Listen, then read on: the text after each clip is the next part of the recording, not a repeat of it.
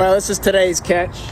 Nothing like some fresh wild caught Atlantic water bottle. So even though James Madison signed the Declaration of War on this day in 1812, British actually did not officially declare war on us until about a year later, 1813. And that's because the British, much like the people of America, did not necessarily want another conflict with Britain. At the time, the two countries were each other's largest trading partners, so both had fears of the economic impact of a war. Britain was also in the midst of a much larger conflict with Napoleon's forces of France. So when Britain finally did declare war in the U.S., one of their first major naval campaigns was actually started out here on the Chesapeake. This was unironically known as the Chesapeake Campaign. Although the British pretty much freely rode through the Chesapeake, burning towns like Havre de Grace, Frenchtown. It was actually at that point in the war where many Americans, especially Marylanders, galvanized behind supporting the war with the British because of the way they ruthlessly burned boats and towns sitting on the Chesapeake, destroying livelihoods and killing many civilians. And not too long after the Chesapeake Campaign, the British fleet rode up the Potomac and began attacking Washington, D.C., where, of course, they famously burned the White House, which was again considered a major success. So the British landed roughly 4,000 troops off the Chesapeake Bay at a point called North Point in Dundalk. They were surprised with stiff resistance from roughly 3,000 American troops. Although lost that battle, greatly delayed the British advancement. This gave time for Fort McHenry in Baltimore to further fortify their defenses. And after 3 days of the Battle of Baltimore, the British forces bombarding Baltimore City and Fort McHenry with all kinds of cannon fire and musket, the fort famously held. The massive oversized flag that they flew over the fort famously stood tall.